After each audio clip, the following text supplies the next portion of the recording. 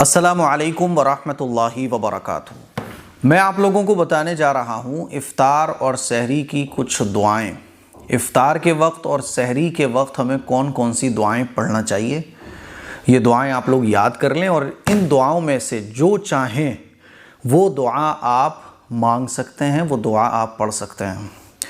پہلی بات تو یہ سمجھیں کہ سحری کی کوئی خاص دعا نہیں ہوتی ہے، ٹھیک ہے؟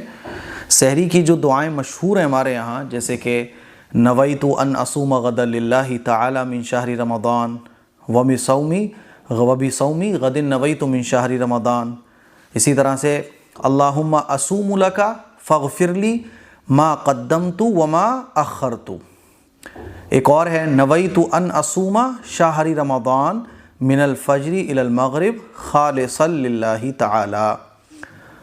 تو یہ جو دعائیں ہیں وَبِصَوْمِ غَدٍ نَوَيْتُ مِن شَهْرِ رمضان، یہ دعائیں نیت کے لیے لوگ عام طور پر پڑھتے ہیں کہ بھئی سحری کر لی، اب نیت کر لو۔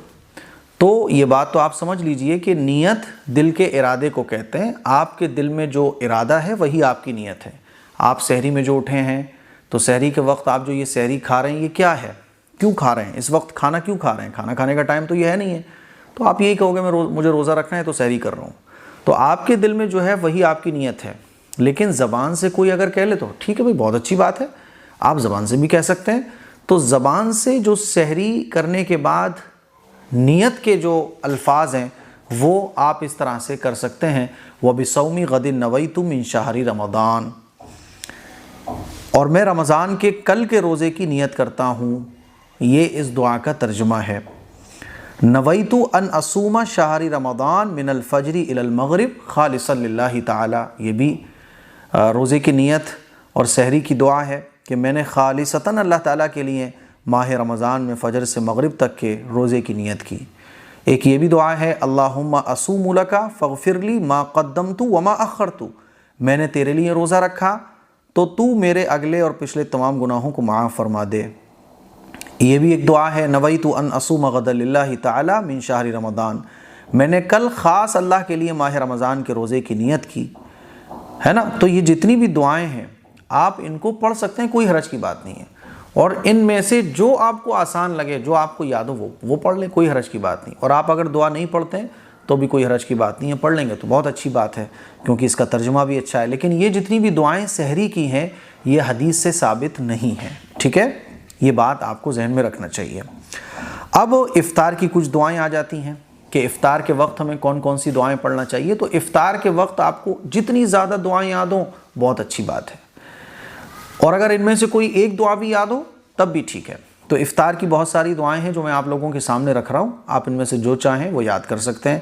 افطار کی پہلی دعا ہے اللہم انی اسألک برحمتک التی وسعت کل شیء ان تغفر لی، اس دعا کا ترجمہ ہے اے اللہ بے شک میں تجھ سے تیری رحمت کے ذریعے سوال کرتا ہوں، جس رحمت نے ہر چیز کو گھیر رکھا ہے، اے اللہ تو مجھے بخش دے۔ یہ دعا بھی افطار کے وقت آپ پڑھ سکتے ہیں۔ حضور علیہ الصلوۃ والسلام جو دعا پڑھا کرتے تھے وہ دعا عام طور پر یہ پڑھا کرتے تھے ذہب الظمأ وابتلت العروق وثبت الاجر انشاء اللہ، پیاس چلی گئی اور رگیں تر ہو گئیں، اور اگر اللہ نے چاہا تو اجر ثابت ہو گیا۔ آپ یہ بھی دعا پڑھ سکتے ہیں، اور آپ یہ بھی دعا پڑھ سکتے ہیں اللہم انی لک صمت وعلی رزقک افطرت، میں نے تیرے ہی لیے اللہ روزہ رکھا اور تیرے ہی رزق سے روزہ افطار کیا۔ آپ ایسے بھی پڑھ سکتے ہیں اللہم لک صمت وعلی رزقک افطرت، اچھا یہ تو ایک ہی ہو گئی۔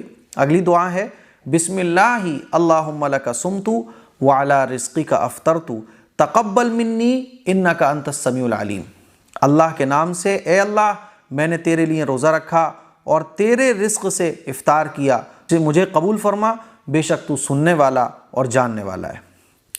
تو یہ افطار کی دعا ہے۔ اسی طرح سے ایک وہ بھی ہے اللہم لک صمت وبک آمنت وعلیک توکلت وعلی رزقک افطرت، یہ بھی ایک دعا ہے۔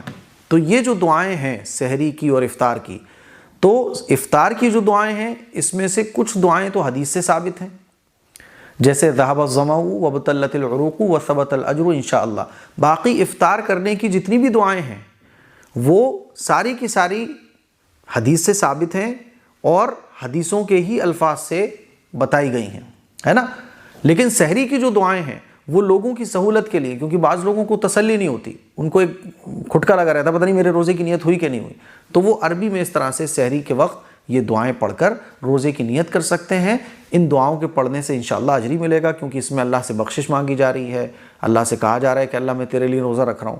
باقی اگر آپ کو عربی میں دعائیں یاد نہ ہوں، بہت سارے لوگ ایسے ہوتے ہیں گاؤں دیہات کے قصبے کے نیو مسلمان ہوتے ہیں، ان کو دعائیں یاد نہیں ہوتی، تو آپ اردو میں دعائیں مانگ سکتے ہیں کہ اللہ میں نے تیرے لیے روزہ رکھا، یا اللہ میں پورے دن بھوکا پیاسا رہا، یا اللہ تو میرے روزے کو قبول فرما، یا اللہ تو مجھے بہترین انسان بنا، یا اللہ تو میری عبادتوں کو قبول فرما. اردو میں آپ جیسے چاہیں ویسے دعائیں مانگ سکتے ہیں.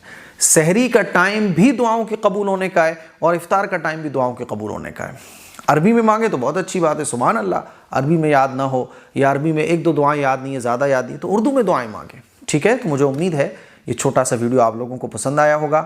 جاتے جاتے ایک بات اور میں آپ لوگوں سے کہنا چاہتا ہوں کہ A M Qasmi welfare society کے ذریعے جو سوشل کام اور جو دینی کام چلتے ہیں، جیسے کہ مستورات کی مسجد تعمیر ہو رہی ہے ابھی، اور الحمدللہ مستورات کی مسجد میں کل سے تراویح بھی شروع ہو گئی ہیں، لیکن ابھی کچھ کام باقی ہے. آپ لوگوں سے میں درخواست کرنا چاہوں گا جتنا ہو سکے تعاون کریں، تاکہ یہ جو مسجد کا کام ہے اور دینی کام ہے یہ مکمل ہو جائیں اور خواتین کے لیے اچھا سا نظم تراویح کا ہو جائے. السلام علیکم ورحمۃ اللہ وبرکاتہ.